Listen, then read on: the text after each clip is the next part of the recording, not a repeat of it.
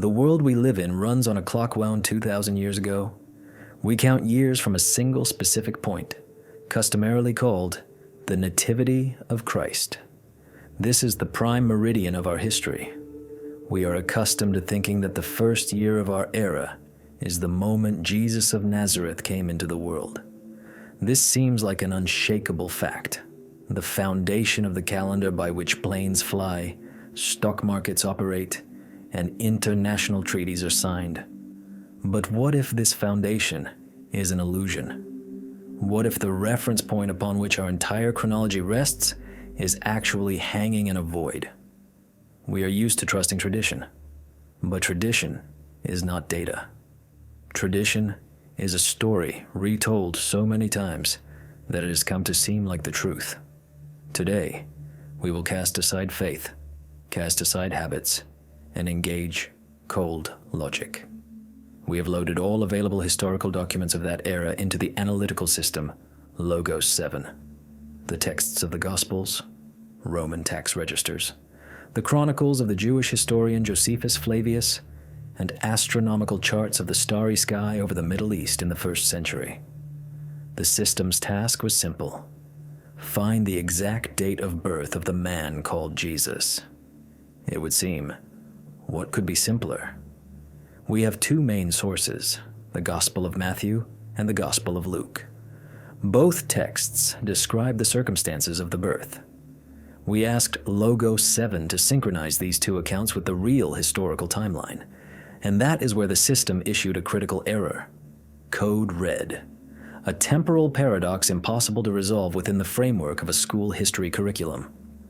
Logos 7 detected a tear in the fabric of time, a gap at least 10 years wide. Let's break this paradox down second by second. Let's start with the first key witness, the evangelist Matthew. His text states quite unequivocally, Jesus was born in the days of King Herod, the very same Herod the Great, the cruel tyrant, builder of the Second Temple and the fortress of Masada. It is Herod who, according to the text, receives the Magi, becomes frightened by the news of the birth of a new king of the Jews, and organizes the massacre of infants in Bethlehem. Consequently, for this story to be true, Herod the Great must be alive at the moment of Jesus' birth. This is a rigid anchor point. We entered a query into Logos 7. When did Herod the Great die? The system turned to the works of Josephus Flavius, Roman chronicles, and most importantly, astronomy. Flavius writes that Herod died shortly after a lunar eclipse and before the Jewish Passover. Logos 7 modeled the movement of celestial bodies and determined the exact date of this eclipse. It was a partial lunar eclipse observed in Judea on the night of March 12th to 13th, 4 BC. Remember this date, March 4 BC. Shortly thereafter, Herod dies in terrible agony, presumably from Fournier's gangrene or chronic kidney disease. If Jesus was born during Herod's lifetime, and the Holy Family still had time to flee to Egypt and stay there for some time before the tyrant's death, then the birth could not have happened in the first year of our era. It must have happened, at a minimum, in the 5th, 6th, or even 7th year BC. That is, our era is essentially running 5 to 7 years late. But this is not yet the paradox. This is simply a calibration error known to historians for a long time. The real nightmare for chronology begins when Logos 7 starts analyzing the testimony of the second witness, the evangelist Luke. Luke, claiming the role of a scrupulous historian, gives us another seemingly very precise anchor. He writes, "In those days, a decree went out from Caesar Augustus that all the world should be registered. This was the first registration when Quirinius was governor of Syria. It is because of this census that Joseph and Mary travel from Nazareth to Bethlehem." We asked the system, who is Quirinius, and when did he conduct the census? Publius Sulpicius. Quirinius is a real historical figure, a Roman senator and military commander. Logos 7 scanned Roman consular lists and the history of the province of Judea. And here is what the system found. Quirinius became legate, that is the governor of Syria, only in 6 AD, not earlier. Before that, Judea was ruled by Herod's son, Archelaus. But Archelaus was so incompetent and cruel that in 6 AD, the Roman Emperor Augustus sent him into exile in Gaul.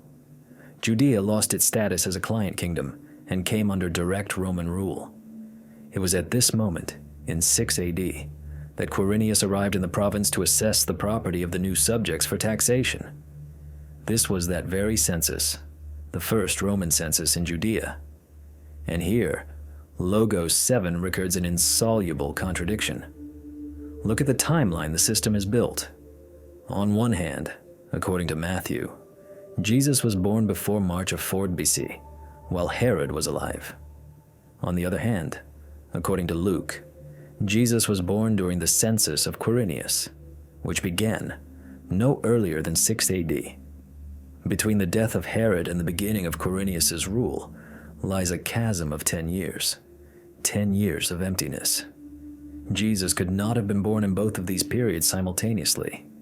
Either he was born under Herod, but then there was no census of Quirinius yet, and the reason for the journey to Bethlehem crumbles. Or he was born during the census, but then Herod the Great had already been lying in his grave for 10 years, and there could have been no massacre of infants or visit to the king. The Logos 7 system calculates the probability of these two events coinciding. Result, 0.0%. These are mutually exclusive facts. From the standpoint of formal logic, one of the evangelists is mistaken, or both. But let's dig deeper. Could there have been another census? Did Quirinius rule twice? This is a popular theory among apologists trying to save the official version. We checked this hypothesis. Logos 7 analyzed Quirinius's career.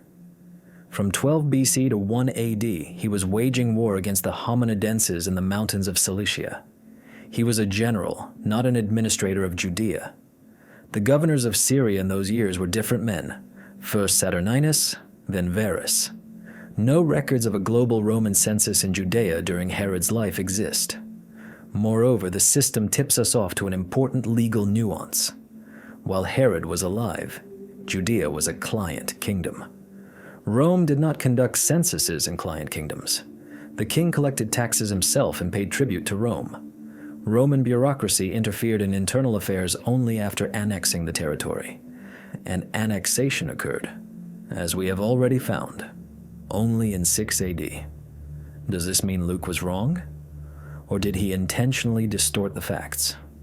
Linguistic analysis of the text conducted by Logos 7 reveals an interesting detail. Luke writes for a Roman audience, for a certain most excellent Theophilus. It is important for him to show that Christianity is not a subversive sect, that everything happens within the framework of Roman law. A census is a powerful bureaucratic marker. It is an event everyone remembered. The census of 6 AD provoked the uprising of Judas the Galilean. It was a loud, bloody event imprinted in folk memory. Perhaps Luke uses the census not as an exact date, but as a literary device to explain why Jesus' parents ended up in Bethlehem, the city of David. He needed to move the characters from point A to point B, and the census became the ideal, albeit anachronistic, mechanism. But if we cannot trust Matthew with his Herod, nor Luke with his Quirinius, then where did the date 1 AD come from at all? Who decided that this very moment is the start of the count? Logos 7 transports us 500 years forward to the 6th century. Rome. A monk named Dionysius Exiguus, Dionysius the Humble. This name likely means nothing to you, but this man is responsible for our entire calendar. Pope John I tasks Dionysius with compiling new tables for calculating the date of Easter. Dionysius is a brilliant mathematician of his time, but he has no Logos 7, nor access to the archives of the empire, which by that time had half collapsed.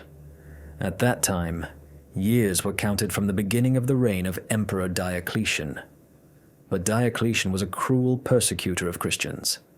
Dionysius did not want the Easter tables to remind anyone of the tyrant. He decided to introduce a new era, from the incarnation of our Lord. How did he calculate it? Dionysius relied on lists of consuls and the terms of emperors' reigns, but Logos 7, upon cross-referencing his calculations, discovers a series of fatal errors. First, Dionysius forgot about year 0. In Roman mathematics, the concept of 0 did not exist. After 1 BC, 1 AD followed immediately. This creates a mathematical shift. Second, he got confused about the reign of Octavian Augustus. Augustus ruled for a long time and held different titles at different times. Dionysius seemingly counted 4 years of Augustus's rule under the name Octavian as the rule of a separate person, or simply miscalculated the terms of consulships. In the end, Dionysius Exiguus missed by at least 4 to 7 years. He assigned the birth of Christ to the 753rd year from the founding of Rome. But if we return to the data on Herod the Great, Herod died in the 750th year from the founding of Rome. It turns out, according to Dionysius's calendar, Herod died 3 years before the birth of the one he tried to kill. Absurd. But this error stuck. It became the standard. And now we live in the year 2024. Although if we believe astronomical data and Herod's death, we should be living in roughly the year 2028 or 2030 from the real historical event. Logos 7 sums up the interim results of the first chapter of our investigation. The official date, December 25th, West AD, is a fiction. It is a date calculated erroneously by a monk in the 6th century, tied to the winter solstice for liturgical convenience. But if the date is wrong, what does that change? Everything. It changes the context. If Jesus was born under Herod, before 4 BC, he grew up in an era of relative stability that ended with the bloody terror of an aging king. If he was born during Quirinius's census, 6 AD, his childhood fell during a time of uprisings, guerrilla warfare by zealots, and a direct clash of Jewish culture with the Roman military machine. These are 2 different worlds, 2 different childhoods, 2 different sets of influences shaping a personality. The analytical system draws our attention to another strange fact in Luke's account of the census. Luke claims that all went to be registered, each to his own town. Joseph went from Galilee to Judea, to the city of Bethlehem, because he was of the house and lineage of David. Logos 7 ran a simulation of such logistics. Imagine, the Roman Empire announces a census. The goal is taxes. Rome needs to know where you live now, where your land is, and how much you earn. Rome has absolutely no interest in where your ancestors lived 1,000 years ago. King David lived 10 centuries before these events. The requirement to return to an ancestral city from a millennium ago is administrative suicide. It would mean millions of people abandoning their fields, workshops, and homes to travel to cities with which they have no connection other than ancient genealogy. The province's economy would stall for months. Roads would be blocked. No Roman administrator, especially one as experienced as Quirinius, would issue such an insane order. In Roman documents found in Egypt, there are decrees regarding censuses. They state, "Return to your homes." That is, to where you actually live. If Joseph had a house and work in Nazareth, he should have registered in Nazareth. A journey to Bethlehem for a bureaucratic checkmark looks extremely implausible from the perspective of Roman law. The conclusion of Logos 7 is ruthless. The motive for the journey to Bethlehem is artificial. It was needed by the authors of the text to fit reality to the ancient prophecy of Micah, who predicted that the Messiah would be born specifically in Bethlehem. So, we have the following picture. The date of birth is blurred over a range of 10 years. The reasons for the parents' movement look historically unreliable. The testimonies of the evangelists contradict each other and external sources. Does this mean the event did not happen? No. Logos 7 does not assert the absence of the event. The system merely states that the shell in which this event is wrapped, the calendar, the census, the chronology, is a later construction. Beneath this shell lies a historical core that we have yet to find. If we remove the false date of the first year, remove the erroneous link to the census of 6 AD, we are left with one strong independent marker mentioned by Matthew. A marker impossible to invent because thousands of people saw it. An astronomical phenomenon. The star. Matthew was not an astronomer, but he described something that compelled Eastern sages to set out on a journey.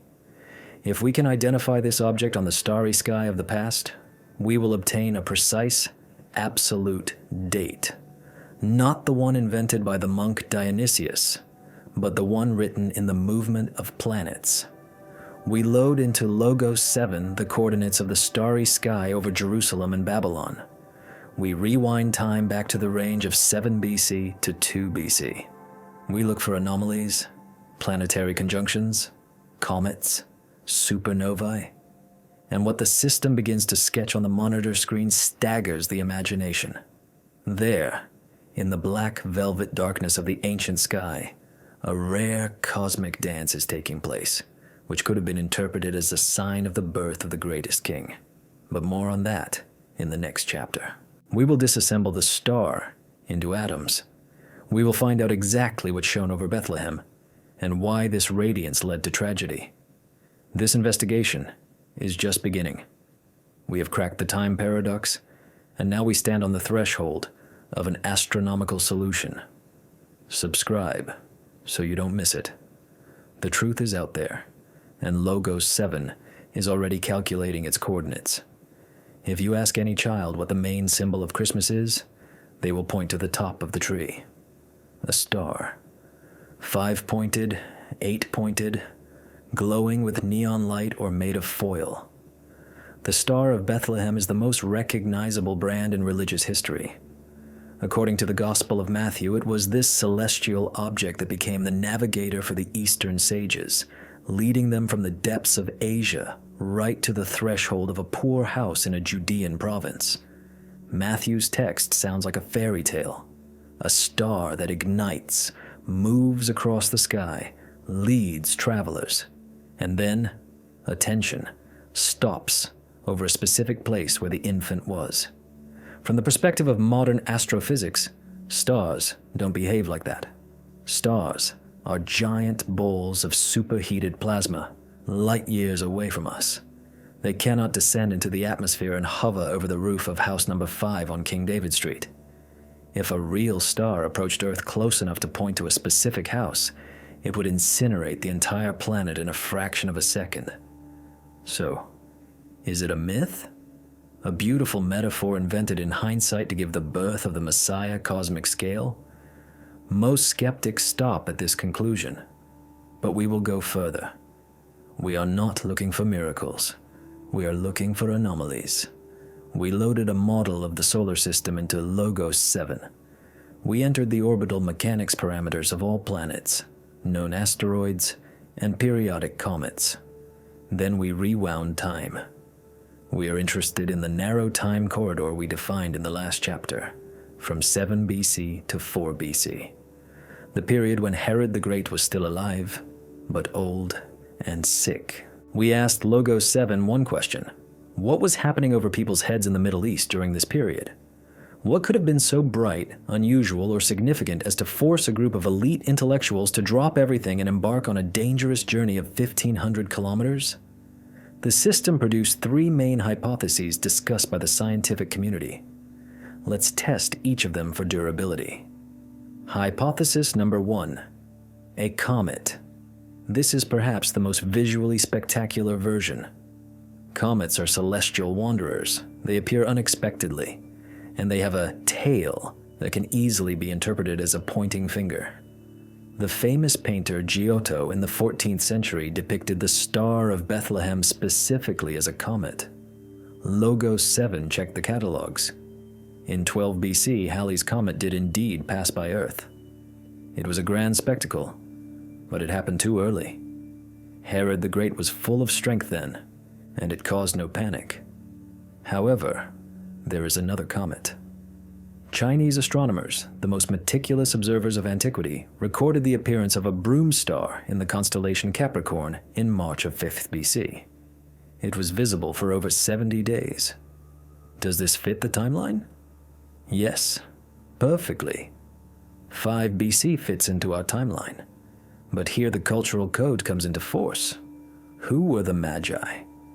We will analyze them in detail in the following chapters. But one thing is important now. They were astrologers.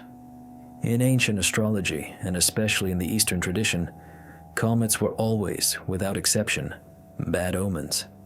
A comet is chaos. It is a violation of the divine order of the spheres. A comet foretold the death of a king, plague, war, drought. Imagine the situation. Sages see a sign of a terrible curse in the sky and say, "Oh, excellent. This means the Savior of the world is born. Let's go give him gold." This is absurd. The psychological profile of people of that era, modeled by Logos 7, rejects the comet hypothesis with a probability of 95%. People feared comets. They did not follow comets bearing gifts. Hypothesis number 2. A supernova, the explosion of a dying star. A flash of colossal power that can be visible even during the day. This explains the brightness. Some astronomers suggest that a new star might have flared up in the constellation Aquila or Cassiopeia. Chinese chronicles do mention a certain guest star in the spring of 5 BC. But a supernova has the same flaw as a comet. It carries no complex informational message. It's just a bright lamp switched on in the sky. For professional astrologers who read the sky like a book, brightness is not what matters. Semantics matter. They needed a complex sentence composed of planetary movements that could be translated as, "A king is born in Judea, who is more important than all other kings." A solitary flash does not carry such a message. And here we move to hypothesis number 3, the one Logos 7 points to as the most probable event. It is not a single star. It is a complex planetary dance. In 1603, the great astronomer Johannes Kepler observed a conjunction of Jupiter and Saturn. He calculated that a similar but even rarer phenomenon must have occurred in 7 BC. Kepler didn't have computers. He calculated by hand, filling thousands of pages. Our Logos 7 system verified his calculations in a fraction of a second. Kepler was right. In 7 BC, a unique astronomical drama played out in the night sky. The main actors were 2 giant planets, Jupiter and Saturn. The setting, the constellation Pisces. Let's decode this celestial code the way Babylonian priests would have read it. Jupiter. In Akkadian, it was called Mulu Babar. This is the royal star, the star of the supreme deity Marduk, a symbol of supreme power, prosperity, and royal dignity. Saturn. For the Babylonians, this is the star Kaimanu, a gloomy, slow planet. But in the astrology of the Middle East, Saturn was considered the protector of the Jewish people. Moreover, Saturn was associated with the Sabbath, the sacred day of the Jews. Saturn is the protector of Israel, the constellation Pisces. In the zodiacal geography of that time, every region of Earth was projected onto a specific section of the sky. The constellation Pisces was associated with the lands of Syria and Palestine, that is, Judea. Furthermore, Pisces is the sign of the end of times and the beginning of a new cycle. Now put these 3 elements together. Logos 7 synthesizes the message. The king, Jupiter of the Jews, Saturn, is born in the lands of Palestine, Pisces. This is no longer just a flash. It is a telegram, exact address and title. But that's not all. A conjunction of Jupiter and Saturn happens once every 20 years. It is a rare event, but not unique. Why was it so special in 7 BC specifically? Because a so-called triple conjunction occurred. Earth orbits the sun faster than Jupiter and Saturn. Sometimes, As we overtake the outer planets, it seems to us from Earth that they start moving backward, against the flow of stars. This is an optical illusion called retrograde motion. In 7 BC, thanks to this celestial mechanics, Jupiter and Saturn approached each other in the constellation Pisces not once, but 3 times within a single year. Act 1, late May. The planets approach for the first time. The Magi in Babylon record this. For them, it is an alarm signal. Attention, the process of changing eras has begun. They begin calculations and preparations. The journey is long. Act 2, late September, early October. The planets converge again. At this time, the sun is in the constellation Virgo. The symbolism is overwhelming. The king planet and the planet of the Jews unite while the sun is born from the Virgin. This happens during the autumnal equinox, during the Jewish holiday of Yom Kippur, or Sukkot. This is the strongest confirmation of the first signal. The Magi are already on their way, or finishing preparations. Act 3, December. The planets unite for the 3rd time. And here, Logos 7 helps us solve the riddle of the stopped star. Matthew writes, "And behold, the star that they had seen when it rose went before them until it came to rest over the place where the child was." How can a planet stop? Very simply. At the moment of changing direction from direct to retrograde, or vice versa, the planet visually freezes against the background of fixed stars. This is called the station of the planet. In December of 7 BC, Jupiter entered its stationary phase. To an observer from Earth, it truly stopped in the sky over the southern horizon. If the Magi were walking from Jerusalem to Bethlehem, which is a path southward, then Jupiter hung right in front of them, and it stood in the sky, indicating the direction to the small town. No magic, pure orbital mechanics, transformed by religious consciousness into a miracle. The Logos 7 system conducted a comparative brightness analysis. It is important to understand, this was not a merger into one huge superstar.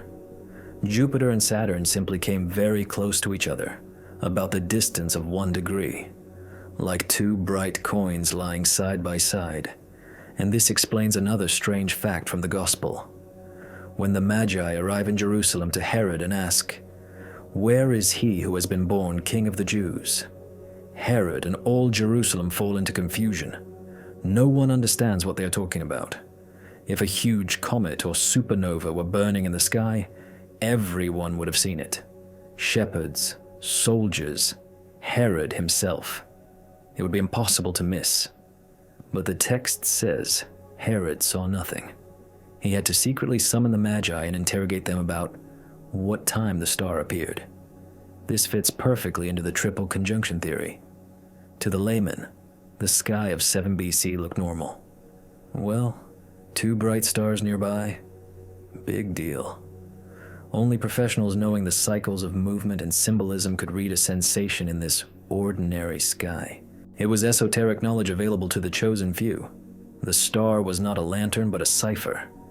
Is there an alternative version? Yes. Logos 7 is obliged to consider all options. There is another conjunction, in June of 2nd BC. Jupiter and Venus, the king planet and the mother planet. They came so close that to the naked eye they actually merged into one sparkling object. It was the brightest spectacle in centuries. But this version crashes against chronology. 2 BC, Herod the Great, according to our data from the first chapter, died in 4 BC. He could not have met the Magi 2 years after his own funeral. The Jupiter-Venus version is beautiful, but historically untenable if we trust the data on Herod's death. Therefore, the Logos 7 system makes an unequivocal choice in favor of the event of 7 BC, the triple conjunction of Jupiter and Saturn in Pisces. This event explains everything. Time. 7 BC. Herod is alive, but already old. Jesus could be about 2 or 3 years old by the time of Herod's death, which explains the order to kill infants from 2 years old and under. Herod took a time buffer based on the Magi's data about the star's first appearance. Motivation: a clear astrological message about the birth of the King of the Jews. Duration: the event is stretched over a year, giving time for preparation and travel. Selectivity: the phenomenon is not obvious to the crowd but significant to experts. The stop: the effect of the planet's station during the change of motion. So, the sky spoke. In 7 BC, the cosmic clock struck midnight. The mechanism was launched. The signal was sent. But who received it? Matthew calls them Magi from the East. We are used to seeing them on Christmas cards. 3 kings in luxurious robes, on camels, with chests in their hands. Caspar, Melchior, and Balthazar. But Logos 7, having analyzed the historical context, asserts this image is a later European fantasy. Reality was far harsher, politically sharper, and more dangerous. Who were these people really? Zoroastrian priests? Spies of the Parthian Empire? Why did they carry gold, frankincense, and myrrh specifically? And how could they cross the borders of 2 hostile superpowers, Rome and Parthia, to get to Jerusalem? The signal in the sky was just the beginning. Next comes earthly logistics, politics, and detective work. Astronomy ends, geopolitics begins. About who the real Magi were and what an incredible journey they made, we will tell in the next chapter. Logos 7 is already loading maps of ancient trade routes of the East and Parthian intelligence dossiers. Stay with us. The truth is becoming more tangible. We have all seen this picture hundreds of times. On cards, in movies, in school plays. A man leads a donkey by the bridle, on which sits a pregnant woman. They wander through picturesque hills lit by the soft setting sun. This image has become canonical. It evokes emotion and peace. But the Logos 7 system knows no emotions. It knows physics, geography, and biology. We loaded the parameters of this journey into the analytical module, the Nazareth-Bethlehem route, the condition of a pregnancy in the 9th month, the terrain of Judea and Samaria, and the logistical capabilities of the 1st century. The simulation result is shocking. What we are used to considering a romantic stroll was actually a survival march, a mortally dangerous expedition, the probability of a successful outcome of which was less than 50%. Let's scrape the gilding off the picture and look at the road dust. Let's start with the distance. A straight line between Nazareth, Galilee, and Bethlehem, Judea, does not exist. This is a complex landscape. Logos 7 plotted 2 possible routes available to travelers of that time. Route 1, the Highlanders' Way, through Samaria. It is the shortest road, about 110 or 120 kilometers. But it runs through Samaritan territory. In the 1st century, relations between Jews and Samaritans were not just tense. It was a cold civil war, periodically transitioning into a hot phase. The historian Josephus Flavius describes cases where Samaritans attacked pilgrims from Galilee going to Jerusalem and killed them. Walking through Samaria with a pregnant wife is an insane risk. Logos 7 assesses the threat level on this route as critical. Joseph, being a cautious man, would hardly have chosen this road. Route 2, the Valley Way. This is a detour. One must descend from Galilee to the Jordan River, walk along the eastern bank, through Perea, south to Jericho, and from there, ascend into the Judean mountains to Jerusalem and Bethlehem. This path is safer in terms of bandits, but it is much longer, about 150 or even 160 kilometers, and it is physically exhausting. Imagine this route, 150 kilometers. A healthy man walking light covers about 30 kilometers a day. That is 5 days of travel. But we are talking about a group whose speed is determined by the slowest participant, a woman in the final stages of pregnancy. The medical module of the Logos 7 system analyzed the physiology of a woman before childbirth. Shifted center of gravity, swollen legs, pressure of the fetus on internal organs, lower back pain. The maximum movement speed in such a condition is 3 to 4 kilometers per hour with frequent stops. Real travel time increases to 10 or even 12 days, 2 weeks on the road. Without motels, without pharmacies, without emergency services, they had to sleep either under the open sky or in caravanserais, where unsanitary conditions were the norm. And now, let's dismantle the myth of the donkey. In the Gospels, neither Matthew nor Luke mentions a word about a donkey. The donkey appeared in the 2nd century in the apocryphal Proto-Evangelium of James, and then migrated into art. But let's assume there was a donkey. Otherwise, how could Mary cover 150 kilometers? We asked Logos 7 to model the biomechanics of riding a donkey for a pregnant woman. The result is grim. A donkey is not a limousine with air suspension. It is an animal with a stiff, jarring gait. Ancient saddles had no stirrups or backrests. Maintaining balance requires hard work from the back and abdominal muscles. For a woman in the 9th month, every step of the animal is a blow, a vibration transmitted to the spine and pelvis. Prolonged shaking is a direct provocateur of premature labor or placental abruption. Riding would be torture. Walking would be exhaustion. The hardest section of the path awaited them at the end. This is the ascent from Jericho to Jerusalem. The elevation gain is more than 1,000 meters over a stretch of 30 kilometers. Jericho lies below sea level in a hot depression. Jerusalem and Bethlehem are in the mountains. The travelers had to climb up through the rocky desert under the scorching sun by day and piercing wind by night. Logos 7 marks this section as a zone of extreme exertion. For a pregnant woman, this ascent was equivalent to climbing Everest. That she made it and didn't give birth in a roadside ditch is, from the viewpoint of medicine of that time, already a miracle. But why? Why subject oneself and the child to such risk? We return to the question of motivation. The evangelist Luke says, a census, the emperor's order. We already found out in the 1st chapter that there was no global census, but let's assume there was a local registration. Roman bureaucracy was rigid, but not idiotic. We loaded into Logos 7 an array of Roman legal documents found in Egypt and Syria, papyri with census decrees. The rule was simple. The head of the family must appear to register property. The head of the family is the man. The presence of women was rarely required, and certainly no one would drag a pregnant peasant woman across the entire country. Joseph could have gone alone. He could have registered his wife in absentia. The Romans were interested in the number of souls for taxation, not the personal presence of every pregnant peasant woman before an official. So why did she go? Logos 7 proposes a version based on social analysis of 1st century Jewish society. Version 1. Fear. Mary became pregnant before marriage. In small Nazareth, where everyone knows everything about everyone, this is a stigma. Born of fornication. Whispers behind the back, side glances.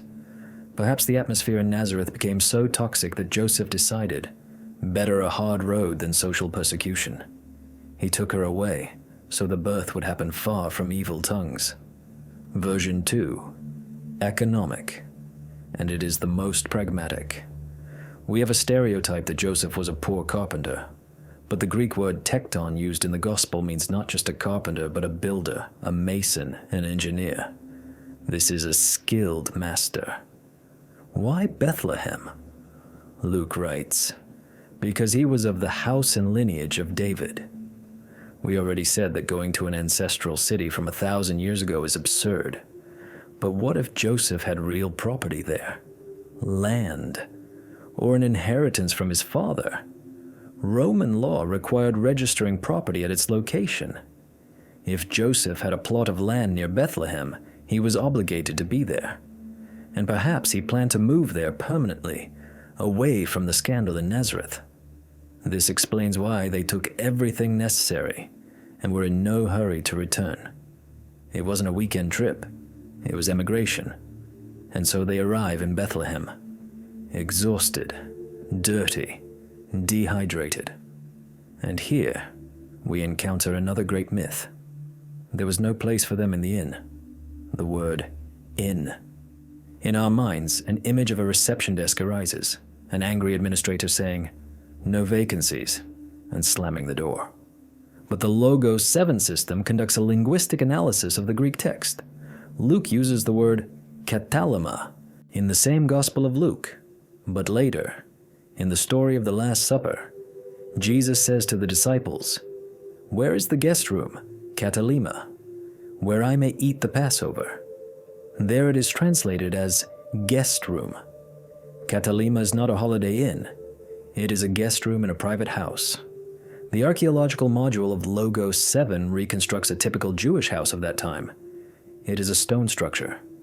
The living area is on a raised platform, and below, often right in the same large room but on a lower level or in an adjoining cave, was the place for livestock. On cold nights, animals were driven inside the house. They served as living radiators, warming the sleeping people with their body heat. The manger, a feeding trough for livestock, was often carved right into the stone floor or into the wall, separating the human zone and the animal zone. So what really happened? Joseph and Mary came to relatives or acquaintances in Bethlehem, but the house was overcrowded. The katalema, the guest room on the upper level, was already occupied by other family members who arrived earlier.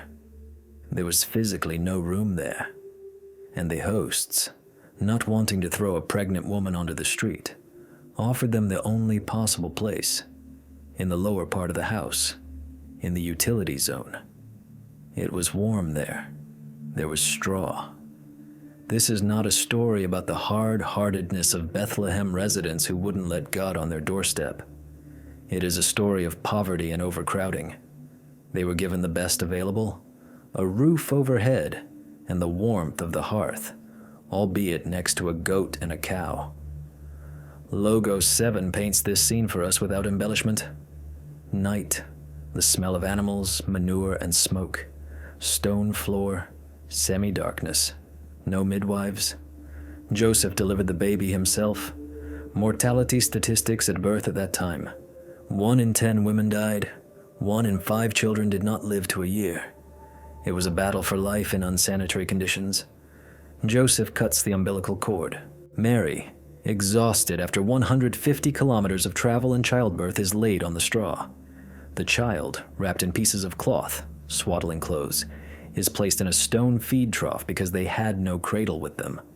The system analyzes this image. A feed trough for livestock. A place where food is put. 30 years later, this infant will say, "I am the bread of life." Symbolism that gives even artificial intelligence goosebumps. Coincidence? Or part of a grand script? But let's look at the city itself. Where did they arrive? What was Bethlehem like at the beginning of the 1st century? A metropolis? A trade hub?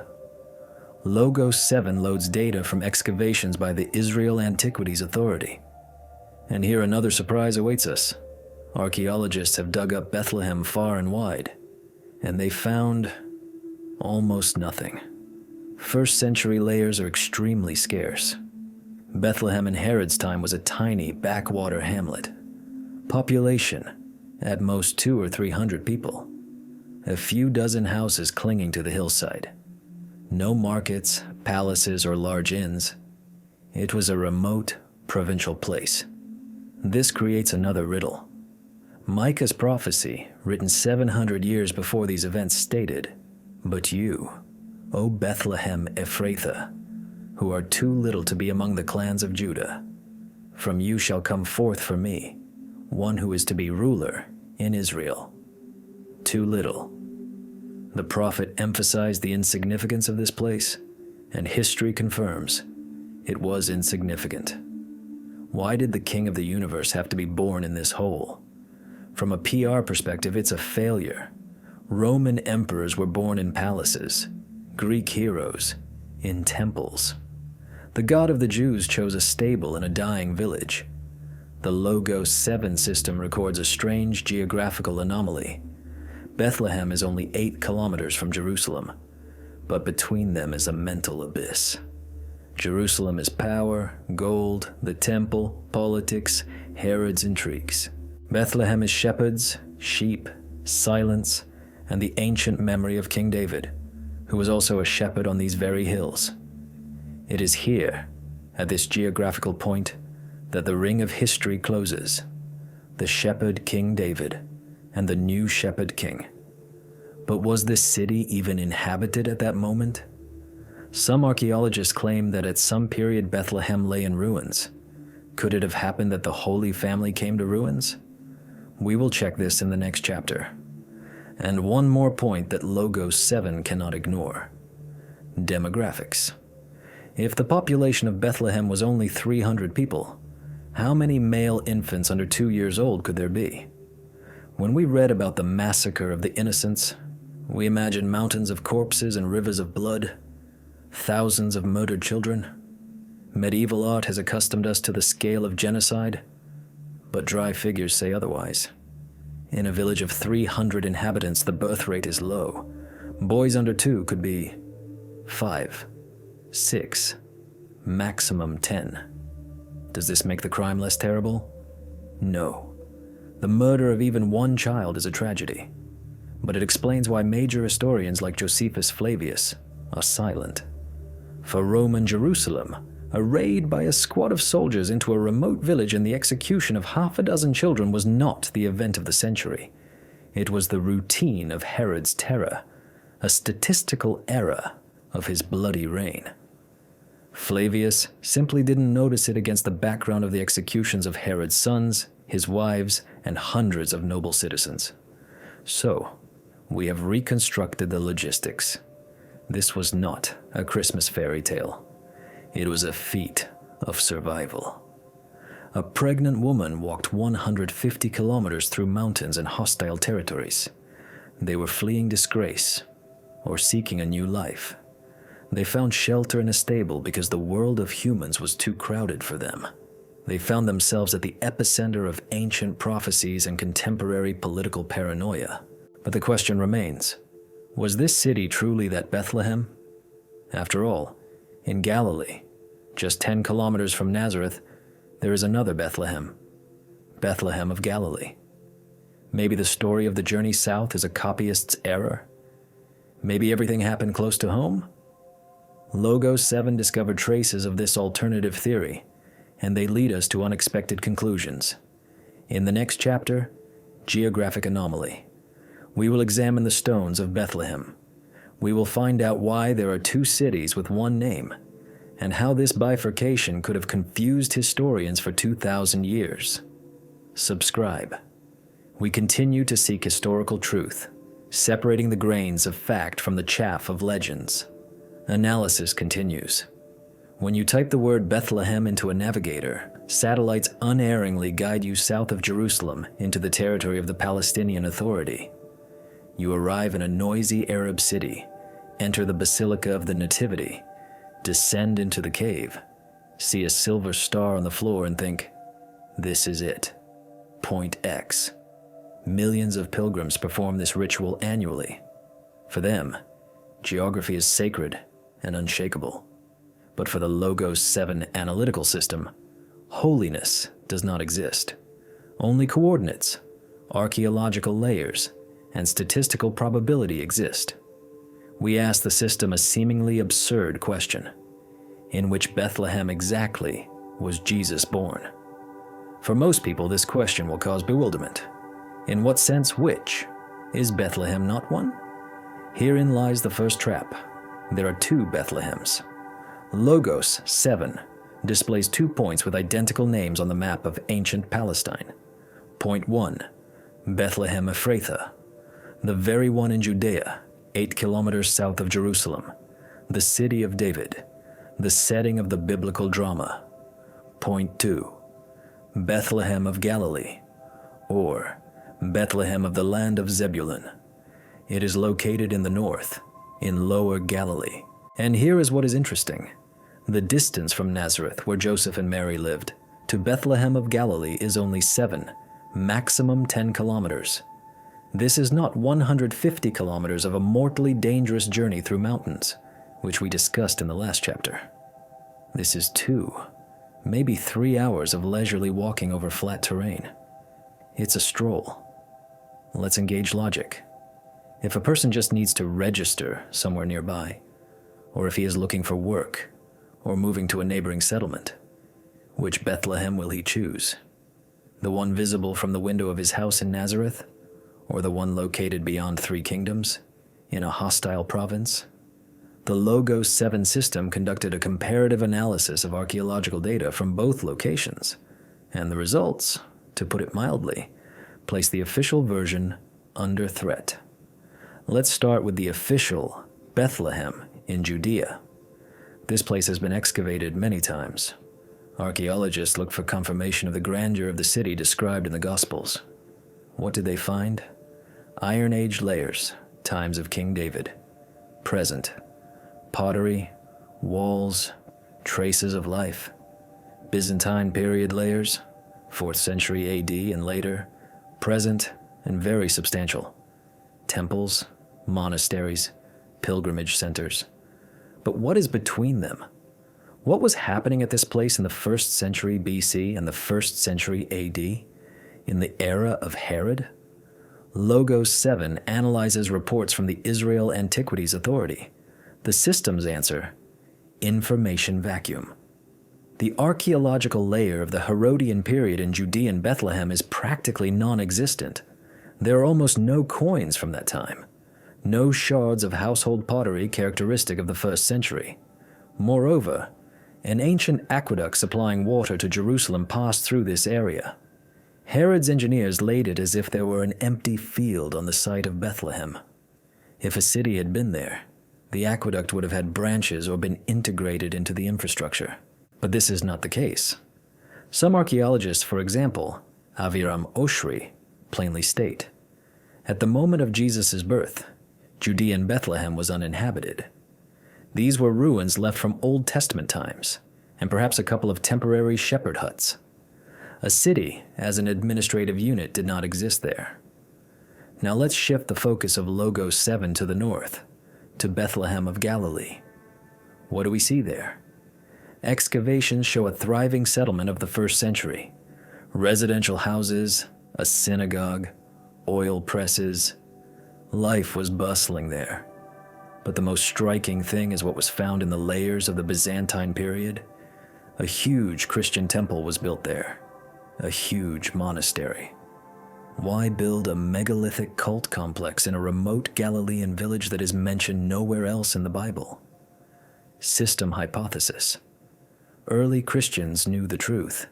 They knew the real birthplace was here, 10 kilometers from Nazareth, and they honored this place. But later, when theology defeated history, the center of pilgrimage was shifted south, to Judea, so that everything would correspond to prophecies. Why is the southern Bethlehem so important to theology? Here the David factor comes into play. Logos 7 conducts a textual analysis of Micah's prophecy, chapter 5, verse 2.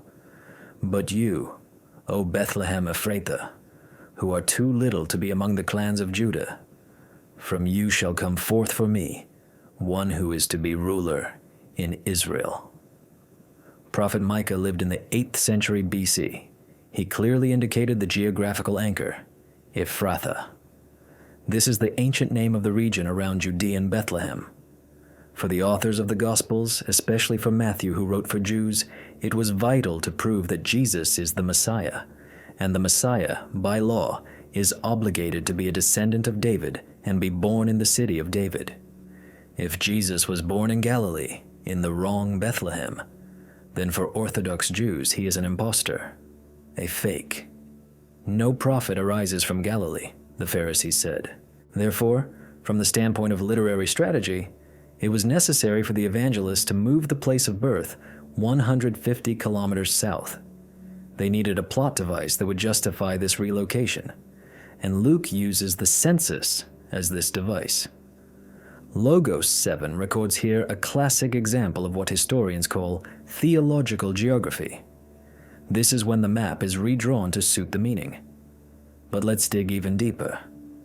City of David. What is that? Any biblical scholar will tell you. In the Old Testament, City of David refers to Jerusalem 40-something times. More precisely, the fortress of Zion captured by David. Only in the Gospel of Luke is this title suddenly assigned to Bethlehem. The system detects a substitution of concepts. Luke relabels. He takes the title from the capital and gives it to a village to strengthen the connection with the king's shepherd past. And here, we stumble upon another geographical anomaly connected with the matriarch Rachel. Matthew, describing the massacre of the innocents, quotes the prophet Jeremiah. A voice was heard in Ramah, weeping and loud lamentation. Rachel weeping for her children. The traditional tomb of Rachel is located right at the entrance to Judean Bethlehem. It would seem everything fits. Rachel weeps in Bethlehem. But Logos 7 checks coordinates. Where is Ramah? The city of Ramah is located 8 kilometers north of Jerusalem, in the territory of the tribe of Benjamin. Bethlehem, however, is south of Jerusalem, in the territory of the tribe of Judah. These are different geographical zones. Genesis says Rachel died and was buried on the way to Ephrathah, that is Bethlehem. But in the first book of Samuel, the prophet Samuel tells Saul, "You will find 2 men by Rachel's tomb in the territory of Benjamin at Zelzah." The system records a contradiction within the Old Testament itself. Rachel's tomb drifts across the map. Sometimes it is in the south, near Bethlehem, sometimes in the north, in the lands of Benjamin. Matthew connects the unconnected, weeping in Ramah, north, and events in Bethlehem, south. He creates an emotional collage, ignoring geographical reality. The symbol matters to him. Rachel, the mother of the nation, mourns the tragedy, but the geography is bursting at the seams. Let's return to Judean Bethlehem itself. Let's assume it did exist, albeit as a tiny hamlet. Why there specifically? There is a theory that Logos 7 marks with a high probability coefficient.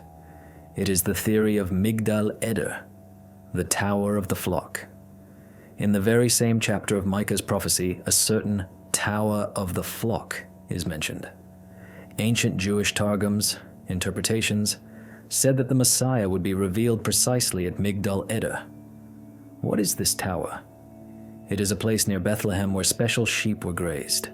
Not simple sheep for wool and meat. These were flocks destined for sacrifices in the Jerusalem temple. The shepherds who guarded these flocks were not just village boys. They were essentially Levites, servants of the temple industry. They had to ensure the lambs were unblemished, without spots or injuries. According to regulations, a newborn sacrificial lamb had to be immediately swaddled in strips of cloth so it wouldn't damage its legs on stones, and placed in a clean spot, in a stone manger, so it wouldn't lie in the mud. Look at the Christmas story through the prism of these data. An infant, swaddled, like a sacrificial lamb, lying in a manger. And the first to learn about him are the shepherds of the temple flocks. For a first-century person, this image was instantly readable and terrifying. Not just a king was born, a lamb was born, the one who will be sacrificed.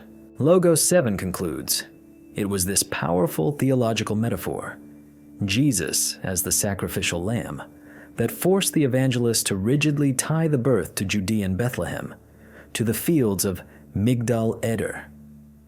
Even if historically the family lived and gave birth in Galilee, spiritual truth demanded the scenery of Judea. So what do we have as a result of the geography analysis? We have 2 scenarios.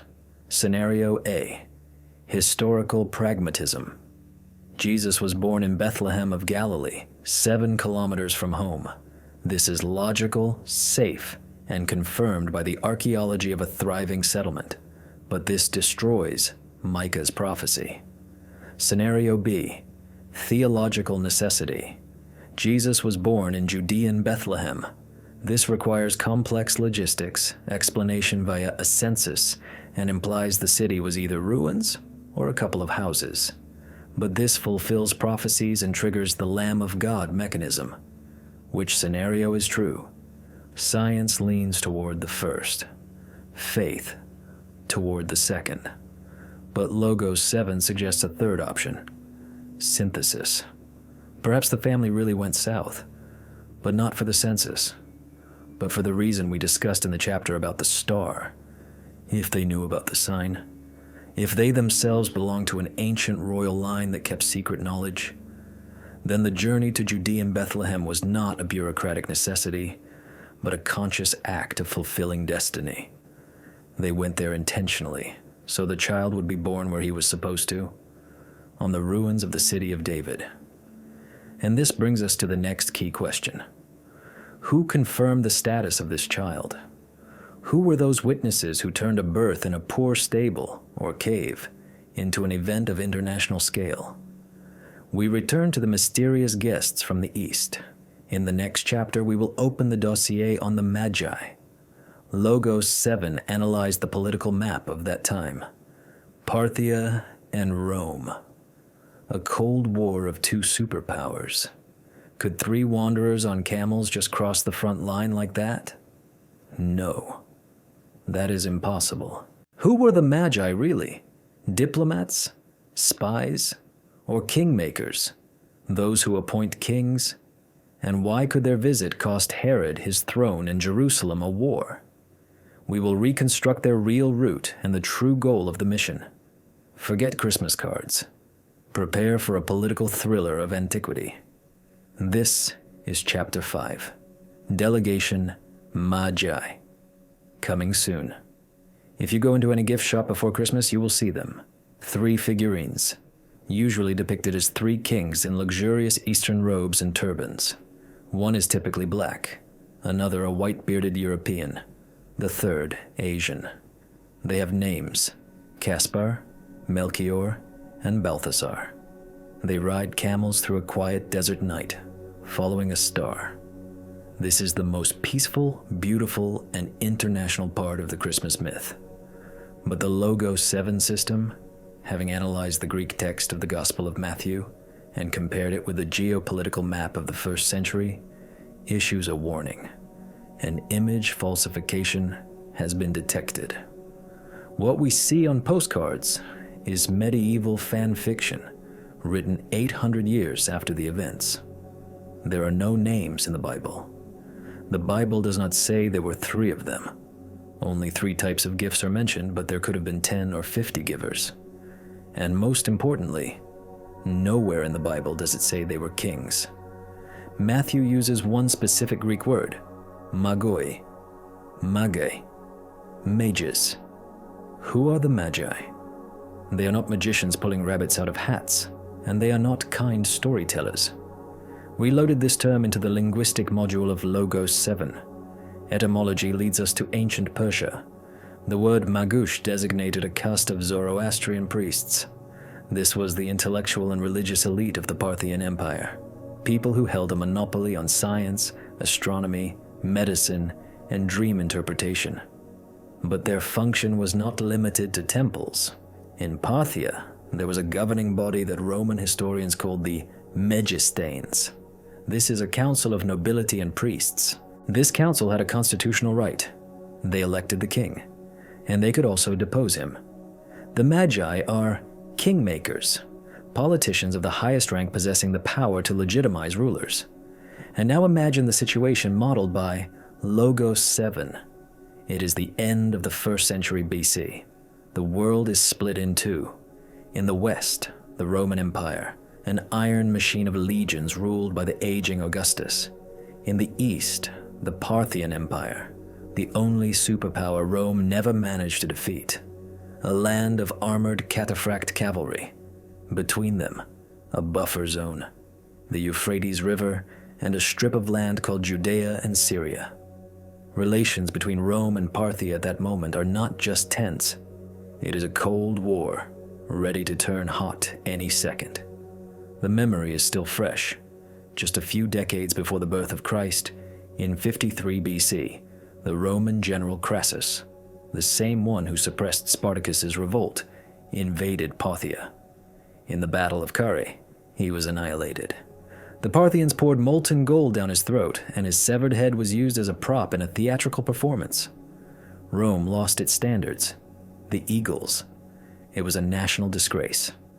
Judea, under the rule of Herod the Great, is a vassal of Rome. Herod is the emperor's attack dog on the eastern border. His main task is to be a buffer against Parthia. Herod built the fortresses of Masada and Herodium specifically as shelters in case of a Parthian invasion. He is paranoidly afraid of his eastern neighbors, and into this electrified region, ready to explode, arrive Magi from the east. Let's engage logic in the military analysis module of Logos 7. Could 3 rich old men on camels without guards with bags of gold cross the front line, pass through no man's land teeming with bandits, and knock on the gates of Jerusalem? The probability of such an outcome is 0. They would have been robbed and had their throats cut at the 2nd kilometer of the journey. If these were high priests of Parthia, members of the Megistanes Council, they didn't hitchhike. They moved as an official diplomatic delegation, and the delegation of this level is always accompanied by an armed escort. The system reconstructs the picture. It was not a small caravan, it was a detachment. Perhaps 100 or 2 Parthian horsemen, heavy cavalry, standard bearers, servants. It was an invasion. A small, diplomatic one, but an invasion. This is exactly why Matthew writes a phrase we often skip past. When Herod the king heard this, he was troubled, and all Jerusalem with him. Think about it. Why was all Jerusalem troubled? If 3 harmless stargazers arrived, why is the city in panic? Because a Parthian army had approached the gates. People thought a war had started. Herod thought a coup had started. The Magi enter Jerusalem and ask a question that sounds like a political death sentence. Where is he who has been born King of the Jews? Think about the audacity of this question. They ask this of Herod. Herod also bears the title King of the Jews. But Herod is an Idumean, a Roman appointee, a usurper. He was not born king. He bought this throne from the Roman Senate. And these Parthian nobles say, "We are looking for the legitimate, natural-born king." From the standpoint of diplomacy, this is a declaration of non-recognition of Herod's authority. It is a slap in the face. Parthia openly declares it is looking for a replacement for the Roman puppet. Why didn't Herod execute them on the spot? Logos 7 analyzes the balance of power. To kill ambassadors of a superpower is to declare war on Parthia. Herod was a psychopath, but not suicidal. He didn't have the strength to fight Parthia alone, and Rome might not have time to send legions. Therefore, Herod secretly summons them. He plays diplomacy. He smiles.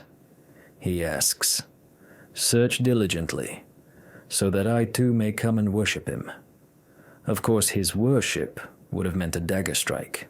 But how did Zoroastrian priests even know about the Jewish Messiah? Why did Persians care about a Judean king? Here the Logos 7 system turns to the historical databases of Babylon. 600 years prior, Jerusalem was destroyed by the Babylonians. The Jewish elite was taken into captivity. Among the captives was a youth named Daniel. Prophet Daniel made a brilliant career at the Babylonian and then the Persian court. The book of Daniel explicitly states that King Nebuchadnezzar made him chief of the magicians, enchanters, Chaldeans. That is, Daniel became the head of the order of the Magi, Grand Master. Daniel left behind a prophecy about 70 weeks, the exact time of the Messiah's coming. Logos 7 builds a hypothesis. The order of Magi in Babylon kept the records of their Grand Master Daniel. They knew the timing. They knew Jewish scriptures better than the Jews in Jerusalem themselves. In addition, Zoroastrianism has its own doctrine of a savior, Saoshyant, who must be born of a virgin and defeat evil. For Persian sages, Jewish prophecies and Zoroastrian expectations merged into one. They were waiting for a universal king. And when that very triple conjunction of Jupiter and Saturn in the sign of Judea lit up the sky, as we discussed in the second chapter, the puzzle came together. Daniel's clock struck the time. The sky confirmed it. Time to go. They enter the house. Note, Matthew writes, entered the house. Not a cave, not a stable. By the time of their arrival, Joseph and Mary had apparently already moved from temporary shelter into normal housing. The child had already grown a bit. This infant could have been anywhere from a few months to a year and a half old. The gifts, gold, frankincense, and myrrh. We are used to perceiving them as symbols. Church tradition interprets them thus: gold as to a king, frankincense as to God, used in worship, myrrh as to a man who must die, used for embalming. But Logos 7 suggests looking at this from the perspective of economics and chemistry. Frankincense, Boswellia sacra, and myrrh, Commiphora myrrhae, are resins. In the ancient world, they cost more than gold. They were used in medicine as powerful antiseptics and painkillers, but mainly, it was convertible currency. This was seed capital. The Magi didn't just give souvenirs. They provided the family with means for survival. In the next chapter, we will see that Joseph will have to flee to Egypt urgently. Emigration is expensive business. Bribes at the border, housing, food. A carpenter's gold would have run out quickly. The gifts of the Magi are the financing of a special operation to save the Messiah. Without this money, the family might not have survived the flight. But there is also a geopolitical subtext in the gifts. In the ancient world, there was a ritual of offering tribute. If ambassadors of Parthia offer gold and incense to someone in Judea, they thereby acknowledge his sovereignty. It was an act of coronation, without a crown, but with recognition of legitimacy. Parthia placed its bet, and then the most interesting thing happens, the finale of the operation. And being warned in a dream not to return to Herod, they departed to their own country by another way. Logos 7 analyzes routes. Jerusalem controls the main roads. Herod is waiting for them with a report. His spies watch the exits from the city. How could an entire delegation with guards disappear? This speaks to the highest level of planning. Another way is likely a path through the Judean desert, south, bypassing the Jerusalem garrison, to the Dead Sea, and then through Nabatean lands. The Nabateans controlled the spice trade. The Magi, who brought frankincense and myrrh, surely had connections with Nabatean merchants. The Nabatean kingdom was another rival of Herod. Most likely the Magi used secret smuggler caravan trails. They outwitted Herod. It was a brilliant reconnaissance operation. Went behind enemy lines, identified the target, transferred resources, and left unnoticed, leaving the tyrant looking like a fool. Enraged Herod realizes he has been played.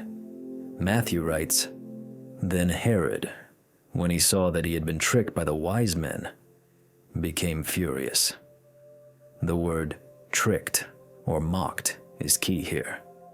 For an Eastern despot, losing face is worse than losing money. He was outplayed on his own field. And it is precisely this rage, this fear of an invisible competitor recognized by a rival superpower, that triggers the mechanism of tragedy. Herod understands. Somewhere in Bethlehem grows a boy who has Parthian gold and Parthian recognition. This is a political threat of the highest level, and he gives the order for a purge. The Logos 7 system sums up chapter 5. The Magi are not a fairy tale. They are a real historical factor. It is a clash of civilizations. It is the moment when world history focused on a single point. Parthian priests, following Babylonian charts and Jewish prophecies, recognized a king who would turn Rome, Parthia, and the whole world upside down. Not with a sword, but with the Word. But for now, the Word is a defenseless child, and against him is the entire machine of state terror. In the next chapter, we will look into the abyss of madness. Chapter 6, Psychotype, Tyrant. We will compile a psychological profile of Herod the Great. We will find out why the man who built one of the most magnificent temples in the world drowned his own family in blood, and why the murder of children in Bethlehem is not a religious myth, but a logical, albeit monstrous, continuation of his policy. Prepare yourselves. It will be dark, but it is necessary to understand in what world the light shone. Logos 7 analysis continues. Christmas is associated with a silent night, angelic singing, and peace. But if we peel away the layers of holiday tinsel from this story, blood will be found underneath. A lot of blood. The Gospel of Matthew tells us a story that chills the veins. A king, learning of the birth of a competitor, sends soldiers to kill all the infants in the city. This event is called the Massacre of the Innocents. For believers, it is a fact. For critics, it is the main argument against the historicity of the gospel. Skeptics ask a reasonable question. How is this possible? How could Roman historians, and primarily the meticulous Josephus Flavius, miss a mass slaughter of children? Flavius hated Herod. He described all his crimes. Why is he silent about this? Did Matthew simply invent this nightmare to make Jesus' biography resemble the biography of Moses, who also escaped a slaughter of children by Pharaoh? We loaded this ethical and historical case into the Logos 7 system. We asked the artificial intelligence not just to search through texts, but to create a full psychological profile of the suspect. We compiled a dossier on Herod the Great. We analyzed the dynamics of his behavior, his medical chart, and his criminal signature. The system's conclusion is unequivocal. The silence of historians does not prove Herod's innocence. On the contrary, the psychotype of this man makes the massacre in Bethlehem not just possible, but practically inevitable. This event fits perfectly into the pattern of his madness. Let's look at this man. Who is Herod? Textbooks call him the Great, and this is not sarcasm. From the standpoint of management and construction, he was a genius. Logos 7 analyzed the economic indicators of Judea at that time. Herod took a country in ruins and turned it into the Pearl of the East. He built Caesarea Maritima, a super-modern port with an artificial harbor that competed with Athens. He built the fortress of Masada, an impregnable bunker on a cliff. He rebuilt the Jerusalem temple such that Romans recognized it as one of the wonders of the world. In famine years, he sold gold from his own treasury to buy grain in Egypt and feed the people. Seemingly a wise ruler. But inside this effective manager lived a monster. And the root of this monster lay in an inferiority complex. Herod was not Jewish by blood. He was an Idumean. His ancestors accepted Judaism forcibly. For Orthodox Jews, he was always an outsider, a half-breed, a Roman lackey sitting on David's throne. He knew he was hated, and he responded to this hatred with a paranoid fear of losing power. The Logos 7 system compiled a chronology of his purges. It is a list that reads like a horror movie script. Victim number 1, Aristobulus. This was his brother-in-law, his wife's brother. A youth from the royal Hasmonean line. Herod appointed him high priest. Aristobulus was handsome and popular with the people. Herod feared this popularity. In 35 BC, during a pool party in Jericho, Herod's friends jokingly began to dunk Aristobulus. They held him underwater until he drowned. Herod cried at the funeral so sincerely that many believed it was an accident. But Logos 7 qualifies this as premeditated murder in the first degree. Victim number 2, Hyrcanus II, his wife's grandfather, an old, harmless man, a former king. Herod executed him in 30 BC on a false charge of conspiracy.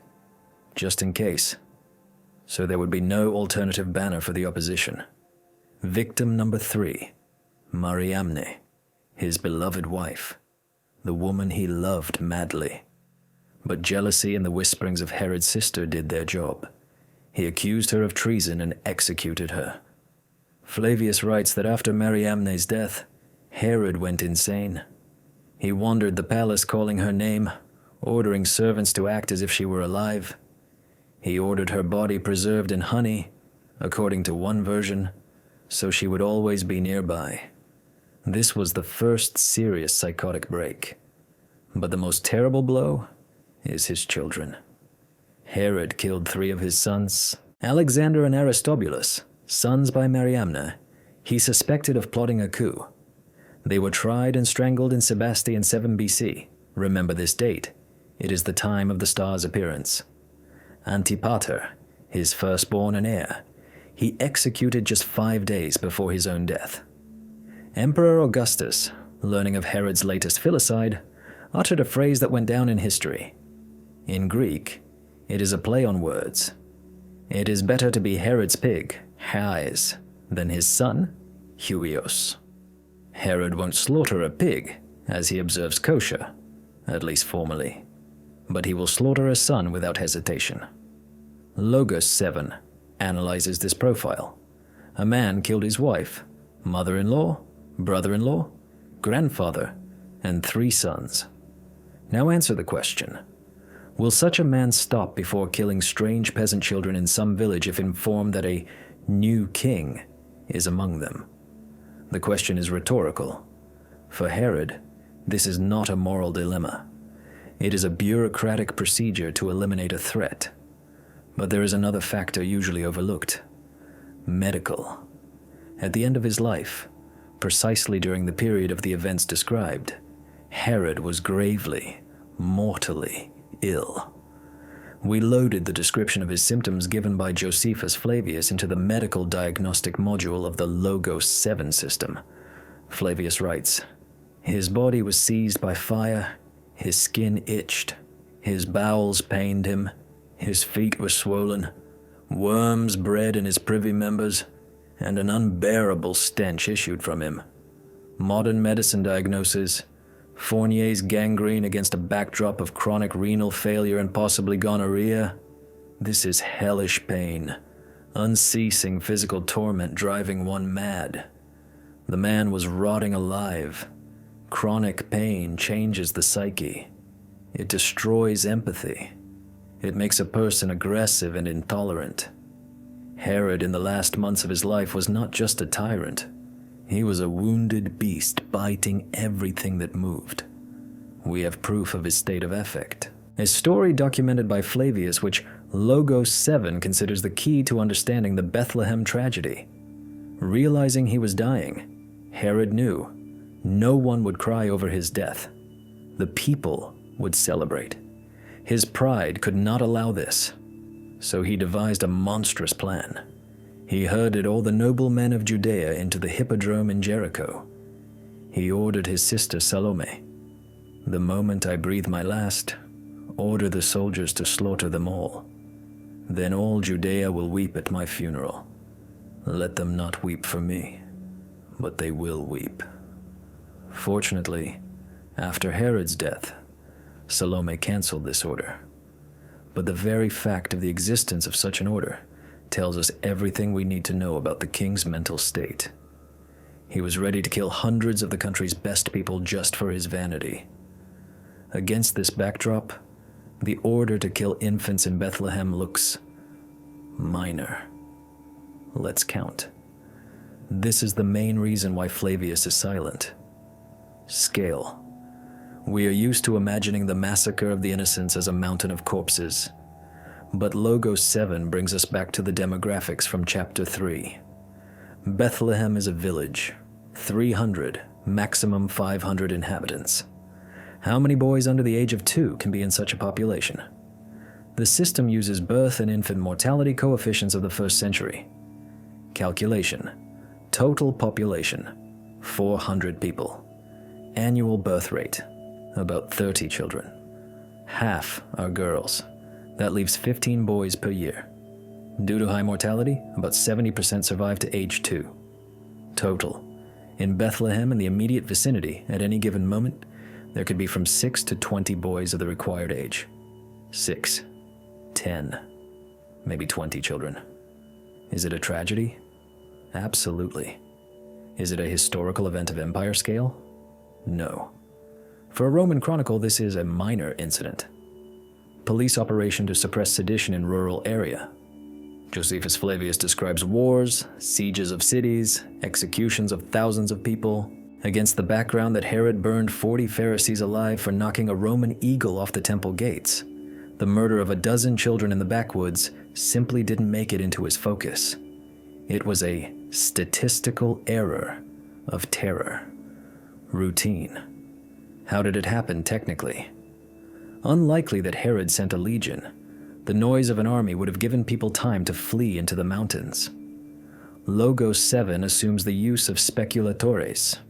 Speculatores are special units in the Roman and Herodian army.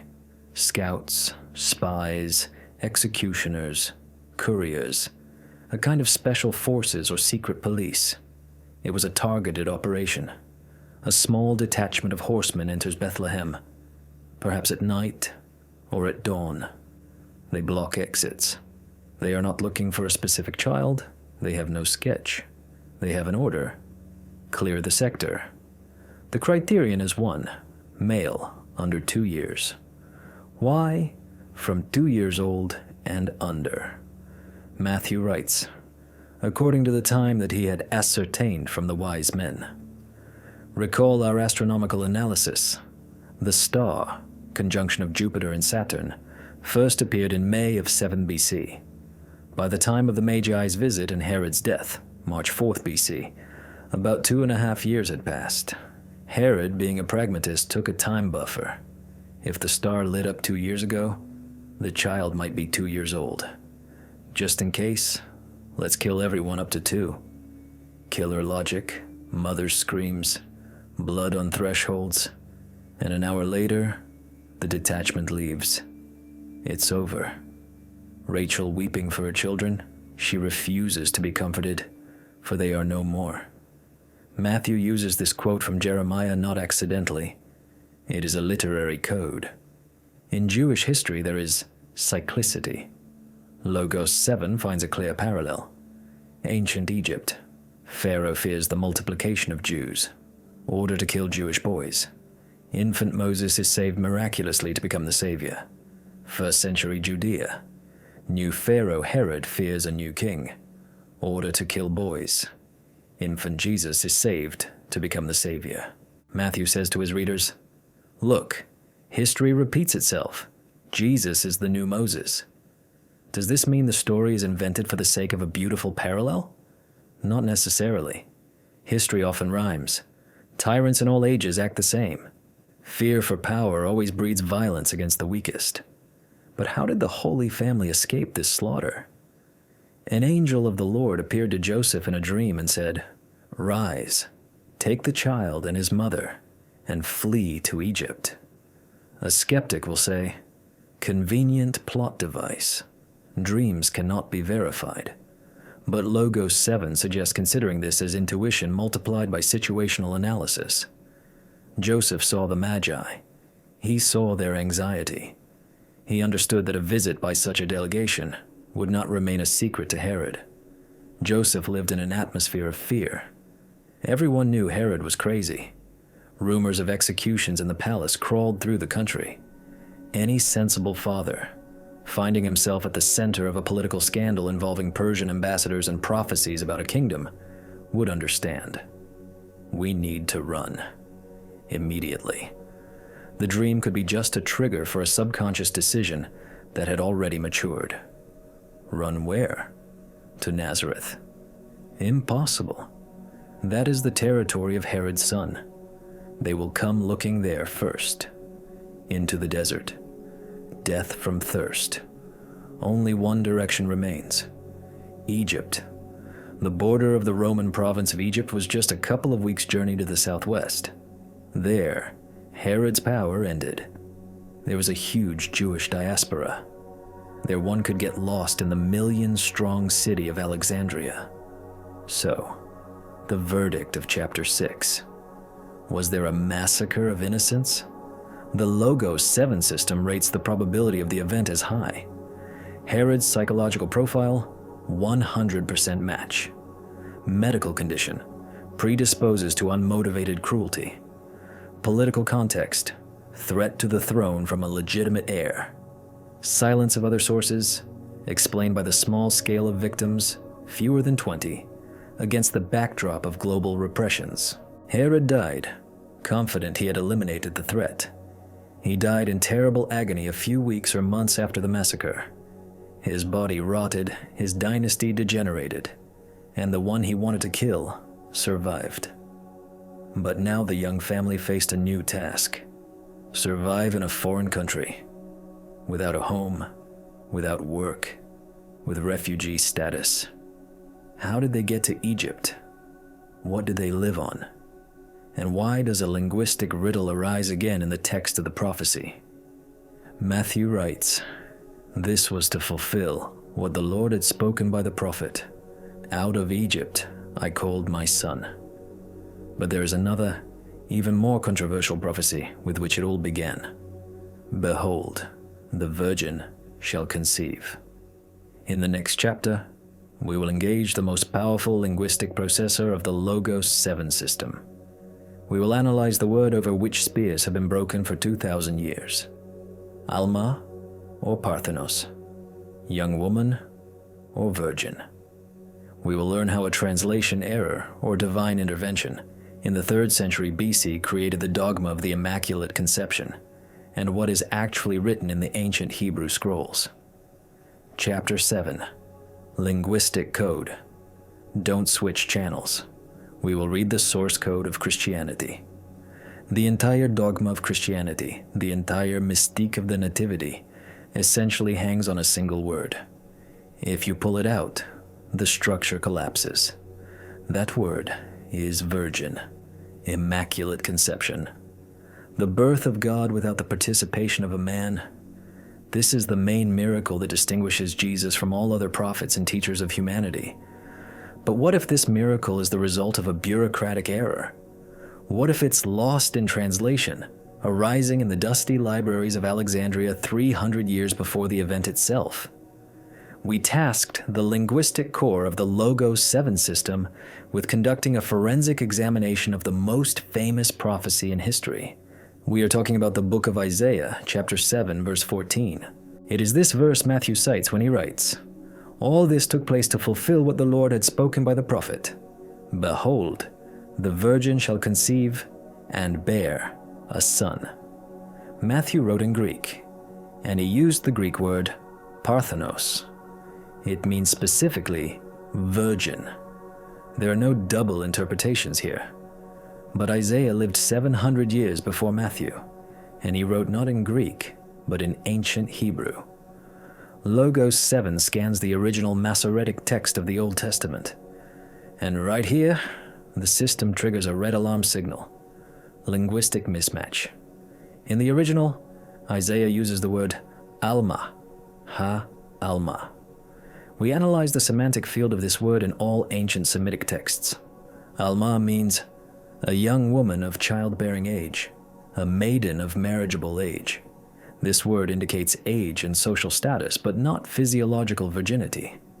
To designate a virgin in Hebrew, there is another specific word, betula. It occurs in the Bible more than 50 times. If Isaiah wanted to emphasize specifically the medical fact of virginity, he was obligated to use the word betula, but he chooses the neutral alma. Moreover, Logos 7 analyzes the historical context. To whom was Isaiah saying this? He was addressing the Judean king Ahaz, who was in panic due to an enemy siege. Isaiah tells him, "Look, this young woman, Alma, will conceive now, and by the time the boy grows up, your enemies will vanish." This was a sign for a specific king in the specific 8th century BC. It referred most likely to Isaiah's own wife or a woman from the king's harem. The birth of a child by natural means was supposed to be a time marker of Jerusalem's salvation from the siege. No mysticism, no immaculate conception, simply a prophecy about politics. How then did young woman turn into virgin? The investigation leads us to Egypt, to the 3rd century BC, the city of Alexandria. A grandiose project is happening here, the creation of the Septuagint, the translation of the Hebrew Bible into Greek for a huge diaspora that had already forgotten Hebrew. According to legend, 70 wise translators worked on the text. When the translator reached the word Alma in the book of Isaiah, he faced a dilemma. In Greek, there is no exact analog that would mean simply young woman without specifying status. There is the word gine, woman, and there is parthenos, virgin. The translator likely reasoned thus: if the woman is young and unmarried, then in decent society she ought to be a virgin. And he chose the word parthenos. He narrowed the meaning. He added a shade that was not in the original. It was a butterfly effect. A tiny decision by a translator in the 3rd century BC turned into the foundation of a new world religion 300 years later. Matthew read the Bible specifically in the Greek translation. He saw the word parthenos. For him, the puzzle came together. The Messiah must be born of a virgin. And he describes the story of Jesus' birth precisely so that it matches this Greek word. Skeptics triumph. Aha! It's all based on a mistake. But the Logos 7 system warns against hasty conclusions. The analysis is not that simple. In science, there is the term parthenogenesis, reproduction without a male. In nature, it exists in some lizards, fish, and insects. In mammals, no. But ancient myths are full of stories of miraculous births. Perseus, Alexander the Great, pharaohs, all claim divine paternity. However, the biblical story is different. Here there is no physical contact with a deity, as with Zeus and earthly women. Here, the Holy Spirit will come upon you. It is an act of creation, not an act of sex. Logos 7 suggests viewing this through the lens of genetics. If Jesus is born only of Mary, he must have only the mother's set of chromosomes. That is, he must be a woman, a clone of Mary. For a boy to be born, a Y chromosome is needed. Where did it come from? If we accept the version of Immaculate Conception as a fact, then we are talking about direct manipulation of DNA, about the creation of a genetic code from nothing or from above. This moves the conversation from linguistics to metaphysics. The word Alma could have been used by Isaiah as a double bottom. For contemporaries, simply a woman. For eternity, a hint at uniqueness. Logos 7 notes that in ancient texts, the principle of double fulfillment of prophecy is often found. What came true once under King Ahaz, birth of an ordinary child, was to be repeated at the highest level at the end of times, birth of the Messiah. So was there an error? From the standpoint of philology, yes. The Greek translation distorted the Hebrew. From the standpoint of theology, it is not an error, but divine providence, which revealed a hidden meaning through the translators. But there is a third, cynical option calculated by the system. Mary became pregnant before marriage. In those times, one was stoned for this. Death penalty. The only way to save her life and the child's life is to declare the pregnancy sacred.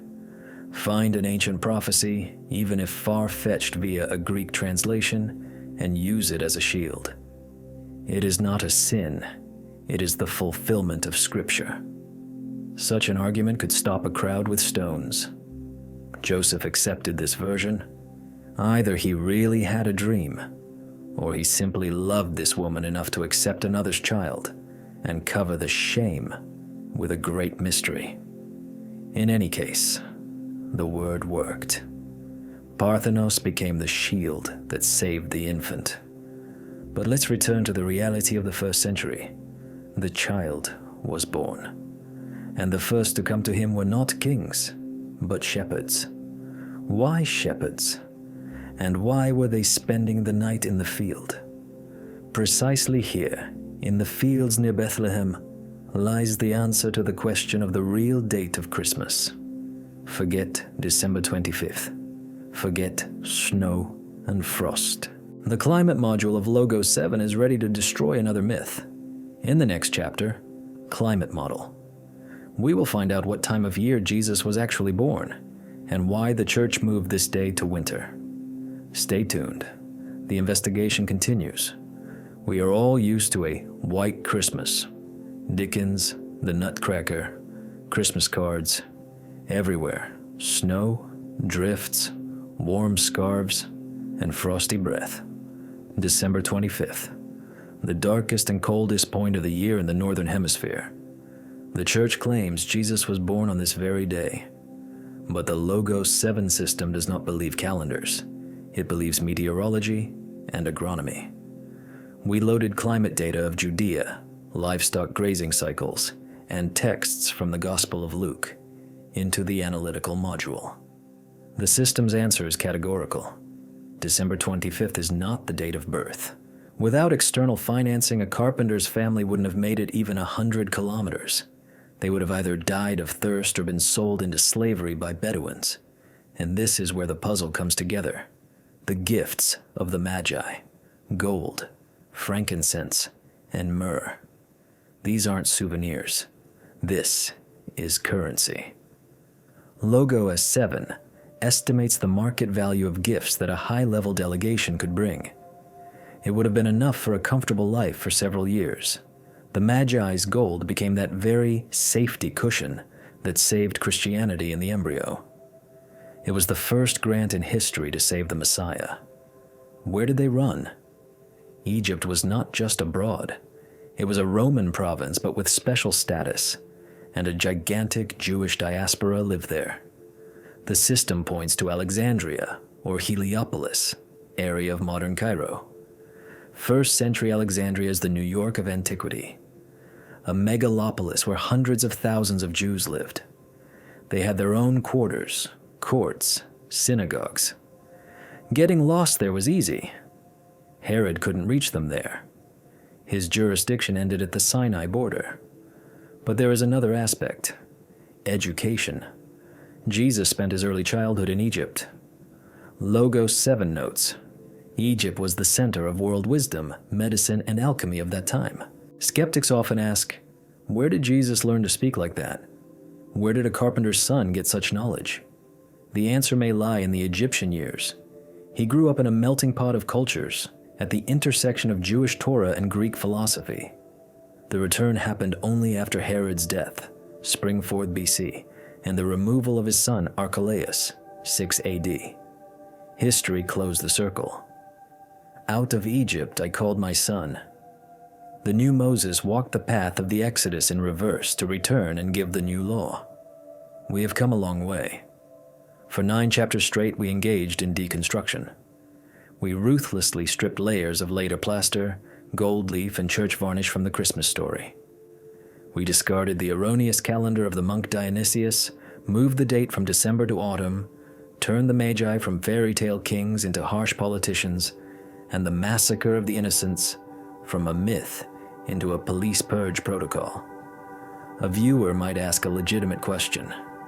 If everything we knew is untrue, then what remains?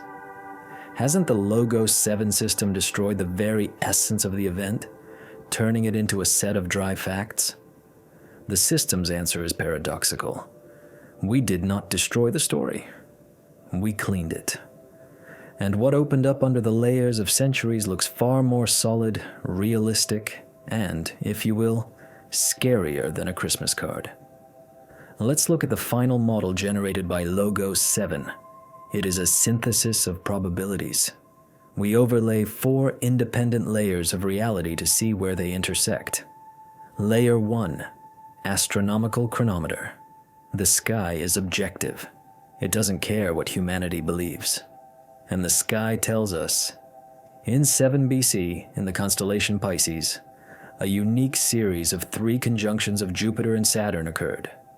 This is a fact.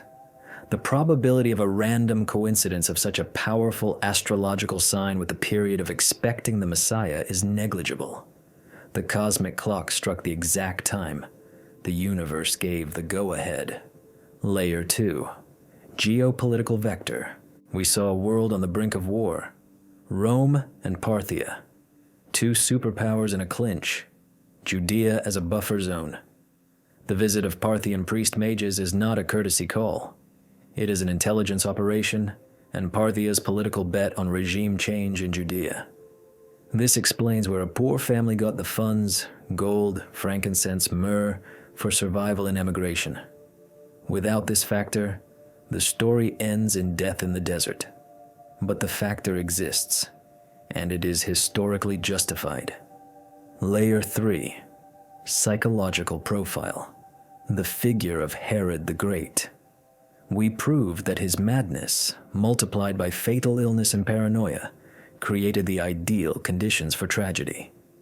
The order to kill boys in Bethlehem is not a folkloric motif. It is a logical action of a dying tyrant, confirmed documentarily via psychotype. History converged at one point. Absolute power, fearing loss of the throne, versus absolute helplessness of an infant. Layer 4.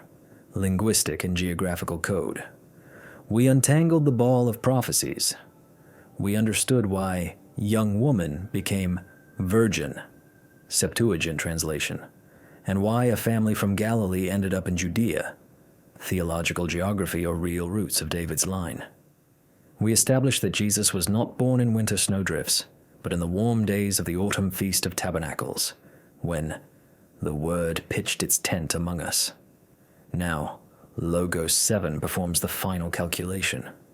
What is the mathematical probability that all these factors, the movement of giant planets, Parthian political intrigues, the illness of a Judean king, ancient texts of prophets, and the birth of a specific boy, converged at one point in space-time by accident?